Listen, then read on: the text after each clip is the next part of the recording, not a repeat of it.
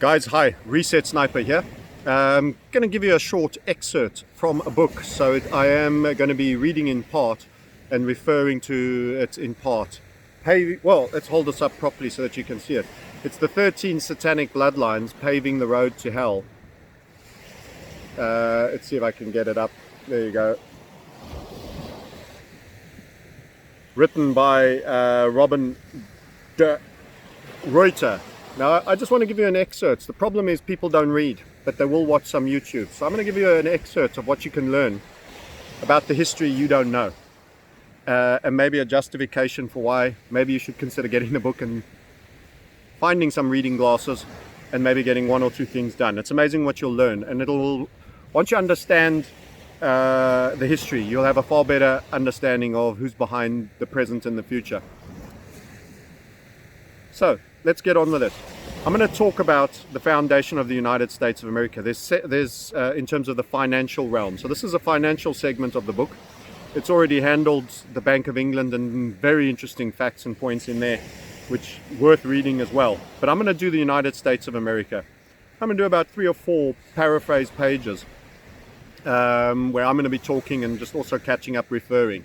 And this is the book of reference. So let's get on with it straight away. United States of America. So here's a quote from an Illuminati protocol, which was a banned organization that supposedly ceased to exist.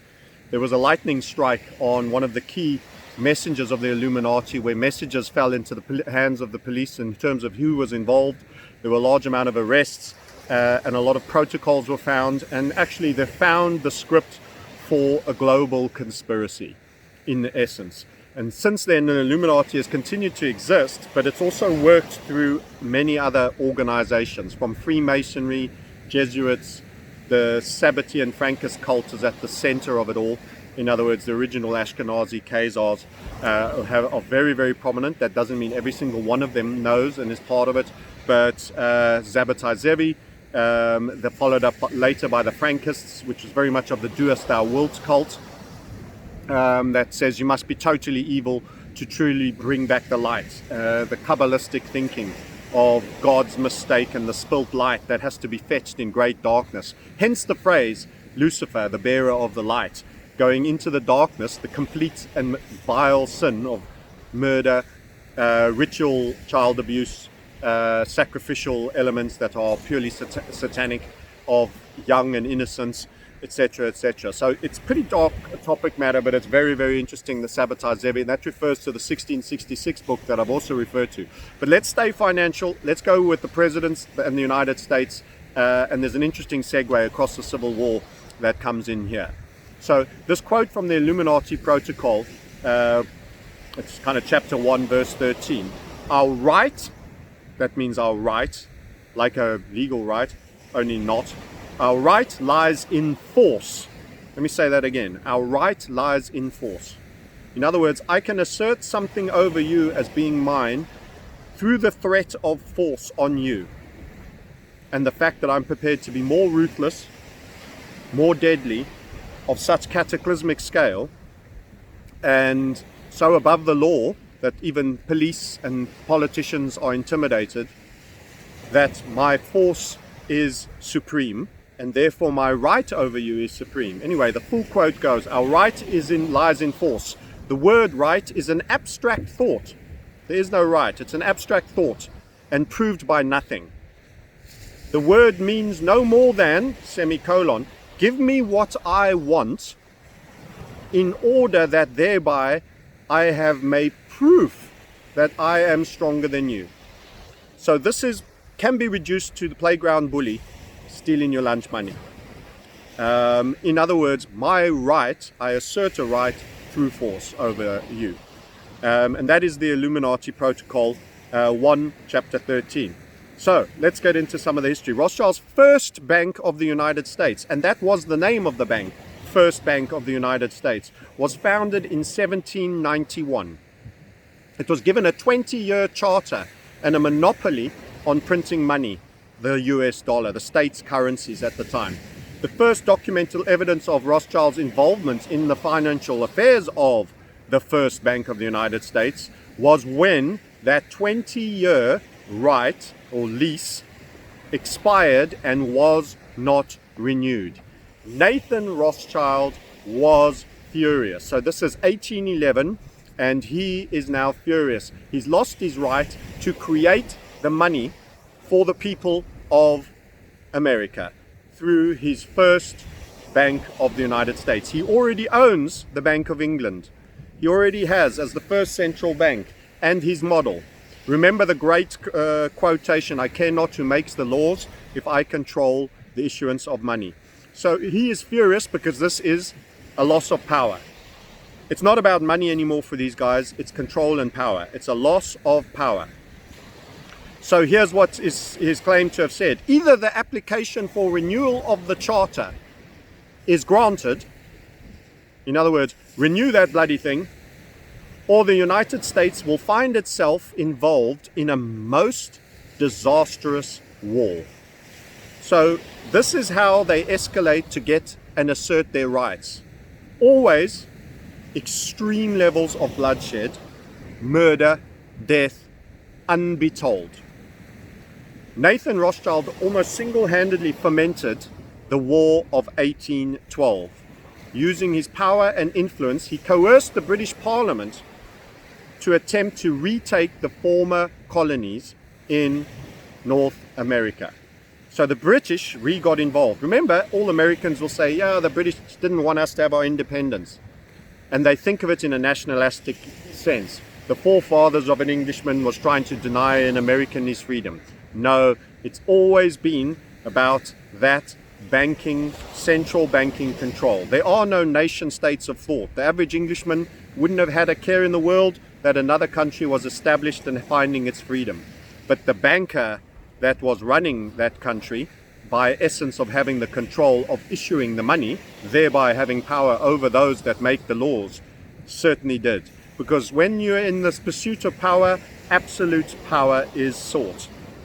So, what did he then do? Well, the British then got involved in a war. Great Britain became consistently hostile to America in America's neutral commerce position and American independence as a whole. So now everybody is being told through the media that it's not a good thing that America has independence, etc., etc., the lies and all of that. How the Rothschilds made the American Congress declaring war on Great Britain is unknown. But he would have had agents inside America that would have done that. So essentially, you create a war between Britain and America. The war ends in 1814 with America undefeated, kind of a stalemate. Neither was Britain defeated, but nobody's achieved anything particularly apart from body count, a mass amount of armaments being spent and loss of lives, which have all been funded through bankers like Rothschild. After the war, American Congress did not dare to oppose the Rothschilds and friends again. So the Rothschilds sent in their financial termites, and it did not take long before the Congress passes in 1816 a bill permitting them to have their privately owned central bank that they sought. Guess what they called it? It was called the Second Bank of the United States. So this is the bite number 2, and they even called it that. The Second Bank of the United States, quote mark. Its charter was a carbon copy of its predecessor, the First Bank of the United States. James de Rothschild of Paris was the principal investor, so he created and was the initial seed capital. When you form a trust or an entity or corporation, there's usually a contribution. It can be as little as $1, a pound, or it could be substantial, a capital donation. And the named person was the French arm of the Rothschild family. So as we'll see after the war with Great Britain, only 4 presidents of the USA ever dared to challenge the Rothschilds. This is really important. 4. Almost couldn't make the fingers right out there. 4 presidents. So the 7th actual president of the United States, Andrew Jackson, was the first president whose money policies caused war with the Rothschilds. Jackson wanted to end the monopoly, rightly so, for the interest of the people of America, of all the banks in hands of the Rothschilds and their cohorts. In 1836, the Rothschilds were not allowed to print the United States currency anymore. Big decision. Andrew Jackson, a real man. If you want to know who the real men, and these aren't going to be the most celebrated presidents, I can tell you. History won't judge them and make them the king of kings. Maybe in the exception of Lincoln's case, and we'll get to him in a minute. But Andrew Jackson. Famous banker Henry Clues states in his book, 28 Years in Wall Street, that Jackson, not only did he withdraw government funds from the Second Bank of the United States, so the government stopped banking with the Rothschild created bank, but he deposited these funds into the state banks, the banks that were created for the service of the independent states. The immediate result that the country began to enjoy great prosperity. Sudden flow of cash caused an immediate immense of expansion in the national economy. Jackson dismantled the Second Bank of the United States entirely, and the government was able to pay off their entire national debt in 1838. Imagine that. Think of the entire national debt of America today and paying that off. What kind of a windfall would you pay off that amount of trillions? Wow, just doesn't happen. It's just beyond the realm of even possibility anymore. So far down the banking cartel legion of ownership we are, that it is beyond redemption. Anyway, back to our friend Jackson. The Rothschilds knew that if the United States remained as one nation, in the future it would attain a massive economic and financial independence. So much resources, growing population, entrepreneurial, it was frontier spirit people that built things, made things, did things, not bureaucrats. This would become a prosperous, beyond precedent in the history of all governments of the world. The states of North America had to be destroyed. In Rothschild's mind, this was a threat too vast. And this brings us now to the great war that everybody knows about that involves America, the Civil War. The American Civil War, that's right, North versus South, that Confederate flag and all that goes with it, was actually determined and planned in London, the city of London, no less. How about that? How many of you are shocked by that? I bet some of you will. You think it was all about slavery and everything else. Well, I'll tell you how that comes into it. The division of the United States into federations of equal force was decided long before the Civil War by the high financial powers of Europe, which is the Rothschild family. These bankers were afraid that the United States, if they remained as one bloc and as one nation, the scale that is determined by that would make them an immense force. They would attain economic and financial independence, which would upset their financial domination over the world. That is a quote I've just read from no less than Otto von Bismarck when he was Chancellor of Germany at that era of time. Now, as a footnote on this page, it's worth noting, the Rothschilds had to wait 75 years to be able to establish the next central bank and print once again the United States currency. During that 75 years, the United States had no other choice than borrow money from Rothschild's financial termites paying exorbitant rates of interest. We'll come back to that and what exorbitant pertains very soon. So the division of the United States into a federation of equal force was decided by the Rothschilds 4 years before the American Civil War in 1857. So they already deciding, okay, you're not letting us create your money. This is how the war is going to come, and here's who's going to be fighting. Because they have agents on the ground, they have immense amount of resources from London, they have a huge amount of gold. At that time, the Bank of England was the biggest holder of gold in the world. They were wealth, and they could pay for a lot of agents, a lot of crooked agents. And if you read the beginning part of this book in 1666, you will know through Masonic, higher levels of Masonry. I get guys that comment, hey, I'm a Mason, you got us all wrong, all of that. No, you're not. You don't know what you're supposed to know. You're not high enough. You are intentionally misled what you taught in the beginning levels of Masonry. Go and study how Masonry works from people that reached the 33rd degree, the 29th degree, about all the ill information and what really goes on at the top. And America is a nation established on Masonry. Albert Pike, it's amazing. They left Albert Pike, Black Lives Matter, a Ku Klux Klan member, and somebody involved in the Confederacy War on the South Side that was essentially a Sabbatean Frankist, yes, his statue wasn't pulled down. Anyway, back to the discussion. So we've got the American Civil War being planned in London.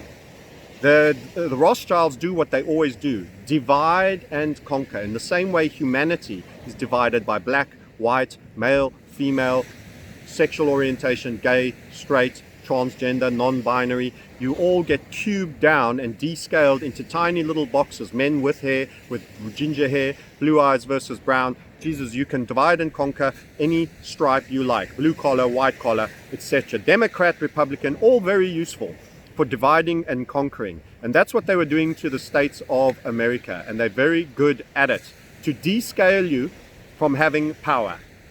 And that was their game. So the North was to become a British colony annexed to Canada and controlled by Lionel Rothschild, while the South was to be given to Napoleon III. This is the third Napoleon, not Napoleon Bonaparte. They were already actively involved in the French Revolution, explained in this same book earlier, but I'm here for the American bit. A lot of Americans don't truly know the establishment of money, banking and power in their country, and the rest of the world really needs to know how it went down in America, because that is one of the most central axes as we have with the dollar hegemony at the moment. So carrying on with this, what was going down? So Napoleon III of France, controlled by James Rothschild, the French arm of the Rothschild banking clan, and Britain, controlled by the Bank of England and the British dynasty, were in the Canadian border and were going to make north part of Canada, and the French were going to be part, wait for it, they financed both sides of the American Civil War.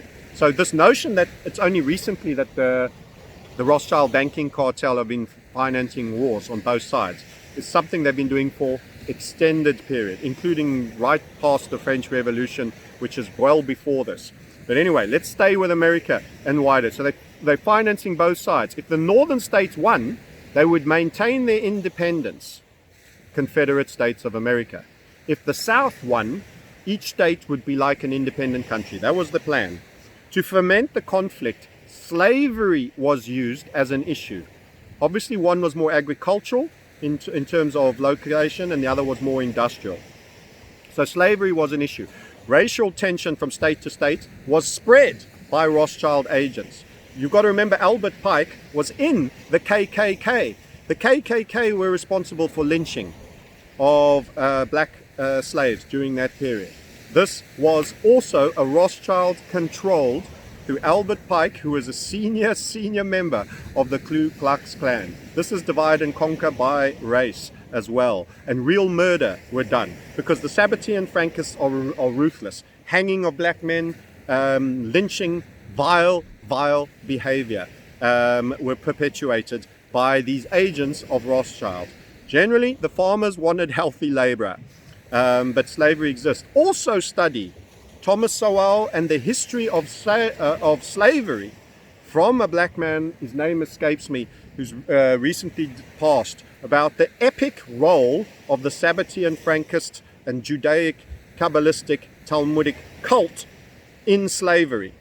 As a percentage of the global population, you are talking about the single largest role of slave merchants. Many occasions under assumed names, Portuguese assumed names and other names. Anyway, those are sidebars for you to research on. Let's stay with the narrative. So, slavery in the United States firmly established by the time the United States sought independence from Great Britain in 1776. Prior to the American Civil War, a slave state was a U.S. state in which slavery was deemed legal, whereas a free state was one in which slavery was either prohibited from its entry into the Union or eliminated over time. So you had free states and slave states. That's how they were kind of known. 1 month after the inauguration of President Abraham Lincoln, and now we're getting to a very interesting period in history, the American Civil War got underway. After South Carolina, and they were interesting because we had the election quite soon, so some of you will be familiar with the vote, bit of a swing state, North Carolina. South Carolina seceded to the slavery states. So where we left the Union, which was the North, within weeks, another 6 states joined the conspiracy. Remember, this was Rothschild orchestrated. So we can't do your banking money. We'll make you fight. We'll divide and conquer and create derision in the parliament so that you end up fighting each other. And then we'll pick up the pieces when everything is smashed and hollowed out. And then we'll get our way. So that was the plan. 1 month after Abraham Lincoln came into power, within weeks another 6 states joined. They all broke away to form the Confederate States of America. That was under Jefferson Davis as president. So you had these 6 states under Jefferson Davis and Abraham Lincoln as part of the Union. Now, with the financial help of the Rothschilds, the British moved troops. Obviously, Bank of England, Rothschilds, properly entrenched now in the UK, omnipotent, owning the royal family and everybody else. The American Civil War got underway after South Carolina left the Union. With the financial help of the Rothschilds, the British troops moved to Canada, positioning them along the American north border. Napoleon III of France was told to seize Mexico. Now you need to understand something that isn't explained in this article and reading. Mexico was far bigger state than it is today. In other words, large parts of what you consider America were actually Mexico. Texas, Arizona, New Mexico, large parts of Southern California. So just understand, Mexico was a very big by geography nation. An already well-populated nation as well, it has to be said. So Napoleon III of France was told to seize Mexico, besides financing the operation, which was through James Rothschild, the French arm. They also promised Napoleon III that Mexico would be returned to France because France had previous in Mexico. So this was, do this, send your troops to be slaughtered and be in war again, and here's the deal. Think the Balfour Agreement with Israel and England, how America was brought into the Second World War, but Britain had to cede territory. All these kind of deals are always being done when wars are being fought. What do I get? Only it's not the soldiers that get anything, they just get to die for a fake cause that the media propaganda will tell them is the most important thing in the world, and that they are heroes. That's what they get. Heroism, a crap salary, and live in a trench and mud and die like a dog. In the meantime, entire pieces on the chessboard are being traded. So Napoleon III of France was told to seize Mexico, and he was also promised that he would get that, including the states of Louisiana and Texas. Fascinating. So the French are thinking remember, it's not the French citizen, James Rothschild funding the French Napoleon III is thinking that they are going to get gifts that will make them more wealthy. Napoleon III also stationed troops along the southern border of the United States. So he went and he put these troops there. So that is a Rothschild-controlled aggressive offensive. Lincoln immediately ordered a blockade on southern ports to cut off supplies that were pouring in from Europe. So those supplies were Rothschild-funded supplies for the French troops in the Mexican territories and along the southern state borders. So Lincoln is fighting the Rothschilds. Lincoln was an independent president and deserves to be remembered heroically. We'll come back to more of the history of Lincoln. Lincoln, and this is fascinating, guys. I'm gonna have to stand up. My backside's getting hard on this rock here. Lincoln also appealed to the then Tsar. So Lincoln appealed to the then Tsar of Russia, and he said, Tsar Alexander, for assistance basically in this war, because he's fighting the Rothschild clan. He's got the British in Canada building up along his northern port. He's got the French under Napoleon III, sponsored by his French arm of Rothschild on the southern port. He's appealing to the Tsar Alexander II, and he said, listen, this is what's going on, I need your help. The Tsar Alexander II had discovered that the Rothschilds had offered the states of Louisiana and Texas to Napoleon. So the Russians are sitting there, established nation, and seeing this divide up that's being orchestrated from actually a banking cartel that is running behind the national coverage of Britain and France. And he's saying, okay, he understood that if either England or France actively intervened in the Civil War, in other words, if France or Britain got involved, and the bankers were wishing for that to be the case, then he would be in great trouble. And help.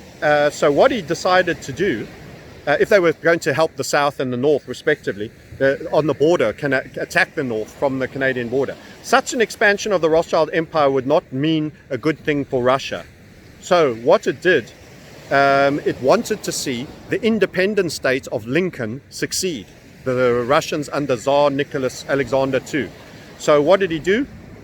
He then said, the Tsar let the British know that if they attempted to join the Confederacy with military forces that was in the south, they would also have to go to war with Russia. So they were told that, and Abraham Lincoln, who was the second president who dared to challenge the Rothschild, like President Andrew Jackson, he did put a dampener on all Rothschild's activities in the then north of America. In 1862 and 1863, he refused to pay the exorbitant rates of interest demanded by the Rothschild family, the central bankers of London. And the interest rate set by the banks, wait for it, 28%. These guys are the money lenders. They are the tertiary extractors of last resort. They are charging a fledgling nation that probably needed tens of millions of dollars, even by those days' standards where they went a lot further, with the actual 28% of exorbitant rates. Ask what your government bond is paying right now to lend to your government. Imagine it was paying 28% per annum for a growing, huge populous, massive potential state like the United States during the Lincoln era. So, getting back into the light a little bit, I hope you're enjoying the sound of the waves there and that it's not too loud. So what Abraham Lincoln was the second, so he refused to pay that. He said, no, I won't do it. You're just ripping our face off, and there's no need, I need you to issue money to us. We can issue our own. So Lincoln wanted the United States to print its own money. He wanted to issue constitutionally authorized, interest-free United States notes, which you can do.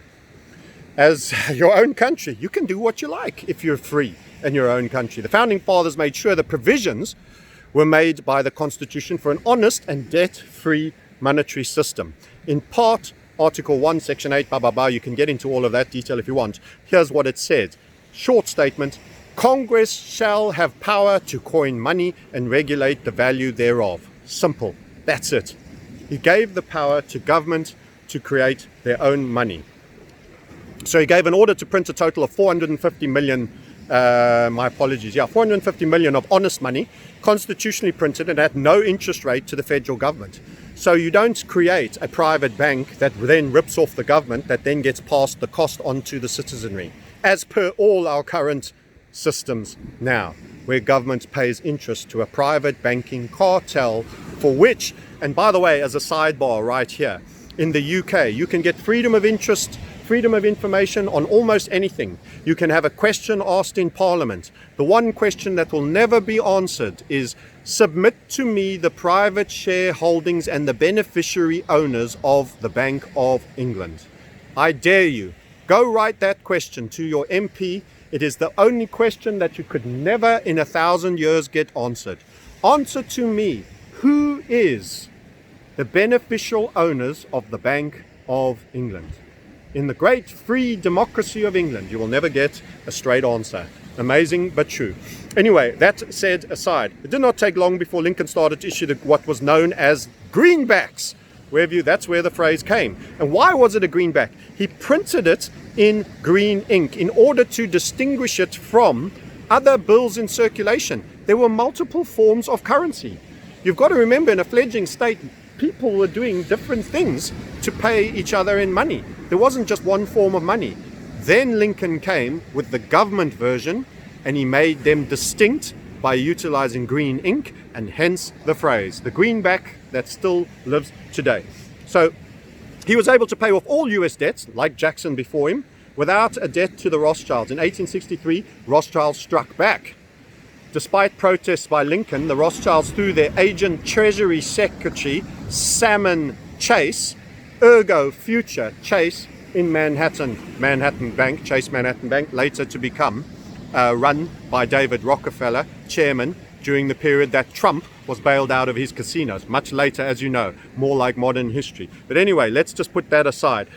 Succeed to force a bill, the National Banking Act. So he still had agents in America that were paid politicians that wanted to give the power and were prepared to take money today to sell their citizens out in the greater transgenerational power game due to the cult that wanted to control and own everything through their right. And their right being, as I started this video, a right of force. Okay, let's move on. 5 days later, The end of the Civil War was April 9, 1865. This is the largely accepted date when the Civil War ended, where the Confederates, the South, conceded. That was when General Robert Lee surrendered the army of Northern Virginia in the village of, and it's called Appomattox Courthouse. And that was on that date. There were other skirmishes that still happened afterwards, but largely the war was deemed won at that point. That was the great general who won many battles, despite the odds being against him, Robert Lee, whose statue was actually part of the BLM being pulled down more recently. But anyway, he was fighting. And 5 days later, Lincoln himself was shot down in cold blood in a theater, for those of you that know, for his resistance to the Rothschild agenda. And he was shot by a man named John Wilkes Booth, a Rothschild agent and contract killer. That's right. It wasn't a single madman that just wanted to be famous for shooting an important person. John Wilkes Booth, a Rothschild agent and contract killer, on April the 14th, 1865. Booth was later spirited away to England, where he lived out his life comfortably on a pension provided by the Rothschild bankers. Wow. And by the way, the source for that, for some of you asking, because you'll go, no. Gary Wendell, Save Me in the Night, Bloomington 2011, page 383. So there you have it. The death of Lincoln. The death of Lincoln by a Rothschild agent for being a little bit too obstructive to the Bank of England owned by the Rothschild family's agenda, the greater agenda for owning and running the world and having central banks globally. This is the epilogue, which I think you'll enjoy and is very insightful, and then I'm going to call time on this video. Absolute control of the economy of the United States is the heading. When Rothschild obtained control of the Bank of England, he and his associates insisted that gold be made the only base for the issuance of paper money. At that time, England had a great deal of gold and very little silver. America had a huge amount of silver and very little gold. So it's very handy to make these decisions that suit your version of wealth over another. Both are precious metals. Both are very, very unique. The Rothschilds knew that while this difference continued, they could not obtain absolute control of the economy of the United States. Later, a letter was written. This is famous and quoted. This is an important segment. If you've done any research in and around the banking world, you'll have come across this. Dear Sirs, Congressman John Sherman. Essentially, this letter says, and I'll just get to the key part because it's somewhat lengthy. Apparently, the act has been drawn upon the plan formulated here last summer by the British Bankers Association. This is written in 1863. Mr. Sherman addresses that there's never been such an opportunity for capitalists to accumulate money as that presented by this National Banking Act, and that the old plan of state banks is so unpopular. In other words, the government, like Lincoln had planned it, creating its own money without interest to each other. The new scheme will, by contrast, be most favorably regarded, notwithstanding the fact it gives the national banks almost absolute control over the national finance. The few who can understand the system, he says, will either be so interested in its profits or so dependent upon its favors that there will be no opposition from that class. The rich and crooked class will not oppose. While on the other hand, the great body of people, mentally incapable of comprehending the tremendous advantages that capital derives from the system, will bear its burdens without complaint, and perhaps even suspecting that the system is counter to their interest. They won't even understand that it's counter to their interest. I'm not going to read the full letter, but that was the key paragraph. And the book summarizes this. In his letter, Congress John Sherman referenced to the advantages and profits of an American investment under the provisions of the National Banking Act, as mentioned above. The Rothschilds were very interested in the subject because they were planning to obtain absolute control of the monetary system of the United States of America. The essence of the letter can be summarized in one line. And here's the summary for those of you that just want the headline. Money is a shadowy game, and the few people who know its rules are doing everything to make it sure it stays that way at any cost, and that cost is borne by the ones that don't, the masses and the citizenry. The letter refers to the large group of people lacking the mental capacity to understand this. We're expected to carry the burden without complaining and without having a clue that it's against our interests. Our understanding is too limited to grasp the significance. You should get a feeling here is how indicative of the arrogance with which these Sabbatean Frankists go about their business. You're too goddamn stupid to know how I am raping you. And those that understand better get in on the game and shut their goddamn gob. Otherwise, you can be referred to the fates of Lincoln and Andrew Jackson and anyone else that worked against their agenda. We beg to acknowledge, so later in a final paragraph, and this is largely the end, but this is such a fascination with the history, and I suggest you all are entitled to read all of these aspects. There's a larger banking act that comes. Sorry, I'm waving the stick around and I'm trying to turn a page at the same time to make sure I've got my reference materials nearby. To obtain absolute control of the monetary system, the United States, the Rothschild decided that silver had to be demonetized. The same Sherman, the agent of the Rothschild, passed a bill to reform coinage and mint laws that sounded incredibly innocuous. Most people never read it, including the then President Grant, and he pushed through the demonization essentially of silver that asserted the preeminence of gold, and thereby was very disabling of the net wealth of America and very beneficial to the Bank of England's net wealth over America, and thereby also brought the Banking Act in that established private banking that could charge interest to government at the cost of the taxpayer, aka your central banking cartel. The issue which was swept down the centuries and which will have to be fought sooner or later is the people versus the bank. That was Lord Acton in 1834, died 1902, a supreme judge in England, and he said in 1875, and I repeat, the issue which has been swept down the centuries, and this is all the Rothschild clan, is this, which will have to be fought sooner or later, is peoples versus banking. It always comes down to the banking cartel. And to finish this, and this truly is the last word on this, and by the way, click the links below for our mini-series on trading, to join our community. If you want to learn more about history, if you want to understand the great game and build wealth out of this process, do it. Let's hear about the final president that resisted the Rothschild cartel. The third president of the United States who dared to oppose the control of the Rothschilds was the 20th president, James Abraham Garfield. After only 4 months in office, Garfield was shot at the Washington Railway Depot on July 2, 1881. That is what happens to people that resist the overall cartel. And if, ladies and gentlemen, you have any doubts about more recently on the date of my birth, the death of JFK, trust me, when he was trying to untangle this power and absolute might of the dark state, you can have no doubt as to who does that. Let's also just give you the Tsar of Russia and the French connection. The Rothschilds never forgave. This is truly true. I rant about this often on my Reset Sniper about the absolute bedlam of murder that occurred to Orthodox Christians in Russia under the Bolshevik Revolution.